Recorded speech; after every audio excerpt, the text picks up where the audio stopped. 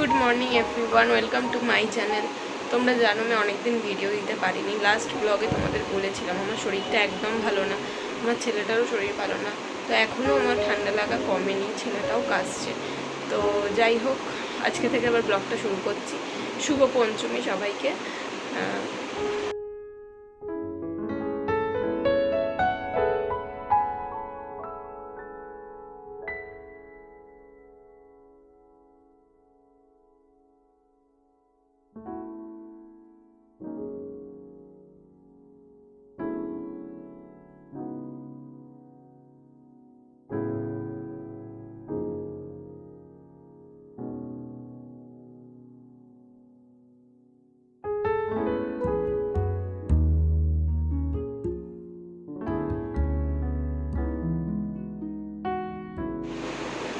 আমরা রেডি হয়ে গেছি, আমিও রেডি হয়ে গেছি, নতুন জামা পরেছি।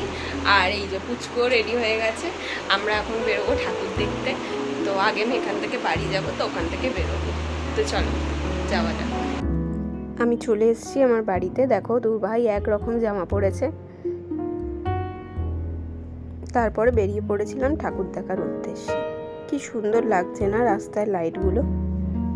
পুজো যেন আলাদাই একটা অনুভূতি। দুর্গা পুজো মানে সত্যি বাঙালিদের একটা আলাদাই ইমোশন। দারুণ লাগছে। প্রথমে গেছিলাম আমরা নপাড়ার দাদাভাই সঙ্গতে। খুব বেশি ভিড় ছিল না, একটুখানি লাইন ছিল, কিন্তু প্যান্ডেলটা দারুণ করেছিল।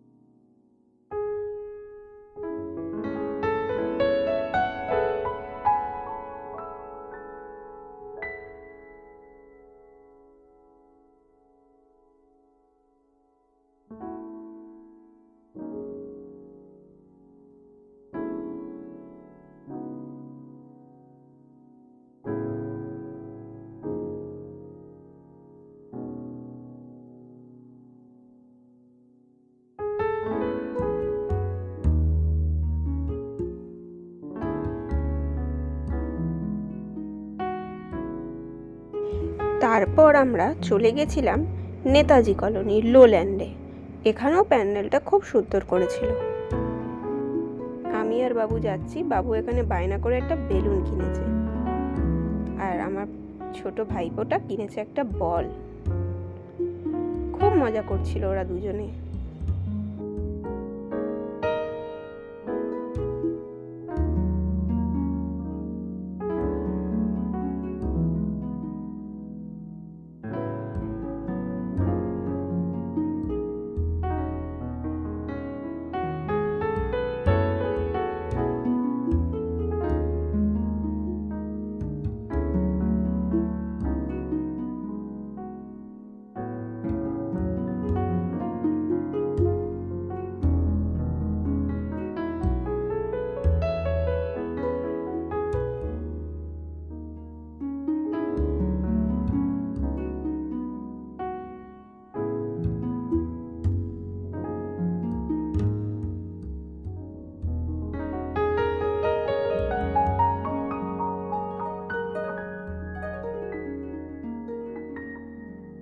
তারপর আমরা চলে গেছিলাম মল্লিক কলোনিতে।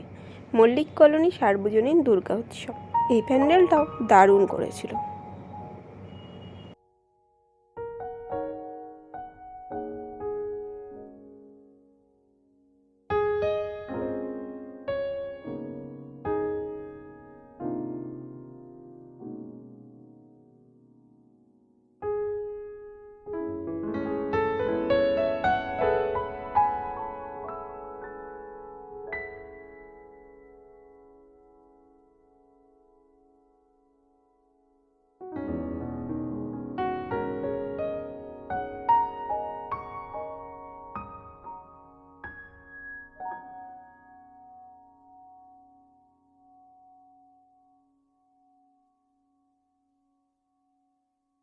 ঠাকুর দেখে বাড়ি চলে এসেছি, তো বেশি দেখতে পারিনি কারণ প্রচণ্ড ভিড়ের মধ্যে ওইটুকুনি বাচ্চা নিয়ে তো দেখা সম্ভব নয়, কিন্তু যে কটা পেরেছি দেখেছি, খুব ভালো লাগলো।